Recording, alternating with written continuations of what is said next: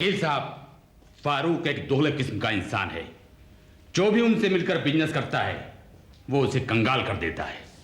इसलिए जितना भी हो सके आप उनसे बचकर ही रहिएगा। दिलावर खान,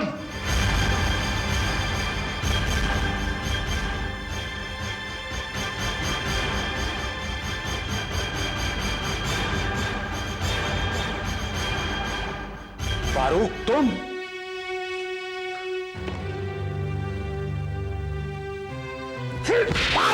एहसान फरामोश। नाम पर एक बदनुमा दाग है। मैंने तुम पर भरोसा किया और तूने मेरी पीठ पे छुरा भोंका। बचने के तमाम रास्ते बंद हो चुके हैं मिस्टर दिलावर खान। तुम्हारी तमाम बातें इस टेप रिकॉर्डर में टेप हो चुकी हैं। Now you are under arrest. मेरी तरफ क्या देख रहे हो? तुम्हारे रिश्तेदार तुम्हें लेने आए हैं। इंस्पेक्टर साहब, दिलावर खान साहब की खातिर तवज्जो में कोई कमी ना रहे। खातिर तो तेरी दिलावर खान करेगा। बस इंतजार करना मेरे बाहर आने तक। तेरी खातिर तो मैं करूंगा। चल।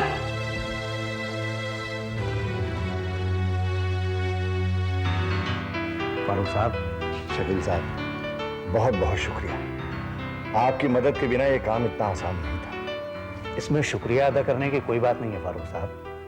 आप जैसे फरिश्ता इंसान पर शक करना तो अल्लाह की जात पर भरोसा ना रखने के बराबर है।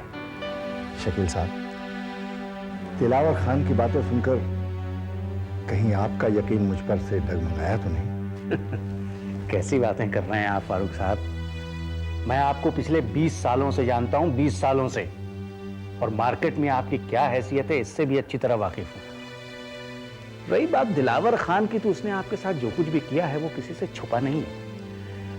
नहीं शकील साहब, मुझे लगा कि कहीं दिलावर खान की बातों से आपके दिल में मेरे लिए शक न पैदा हो गया हो। फारूक साहब, आप कभी भी ये मत सोचिएगा कि आप पर कोई शक भी कर सकता है। अजी जनाब, आपकी ईमानदारी की तो कस्में खाई जाती हैं। अच्छा शकील साहब, एक बार फिर बहुत बहुत शुक्रिया। एक मीटिंग में जाना है नए ड्रग्स की, तो इजाजत चाहूंगा। खुदा हाफिज। खुदा हाफिज।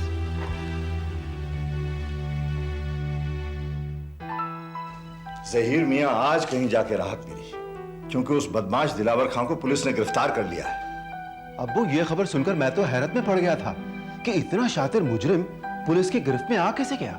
जहीर बेटे, ये सब शकील साहब की वजह से मुमकिन हुआ। वो कैसे अब्बू? देखो बेटी, हमने और शकील साहब ने मिलकर कुछ ऐसे हालात बनाए कि वो बदमाश पुलिस के शिकंजे में आ गया।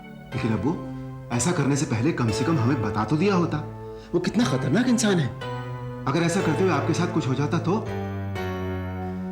लगता है अब्बू आप हमें गैर समझने लगे हैं। जहीर बेटे, कैसी बातें कर रहे हैं आप? आप नहीं समझते अब्बू, ऐसे हालात में आपकी जान को खतरा हो सकता था। जहीर बेटे, जिंदगी और मौत तो दोनों अल्लाह के हाथ में होती है। इंसान की क्या औकात कि वो उसकी मर्जी के बगैर किसी का बाल भी बांका कर दे। रही बात औलाद की, वो माँ बाप के लिए कभी गैर नहीं होती।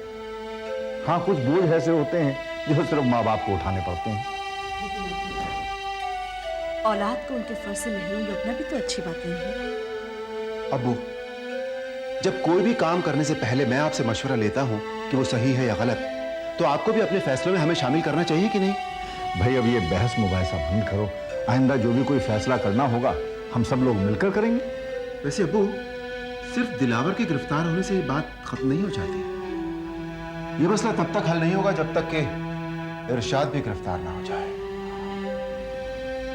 बाप तो गिरफ्तार हो चुका है, इंशाअल्लाह बेटा भी जल्दी गिरफ्तार होगा।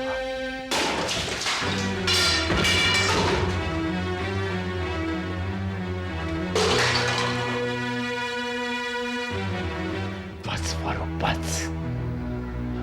अब मैं तेरे खानदान को नस्तो नाबूद कर दूंगा। तूने मेरे बाप को गिरफ्तार करवाया। तूने ऐसे खतरनाक ज्वालामुखी को फटने पर मजबूर कर दिया जो तुझे बर्बाद कर देगा।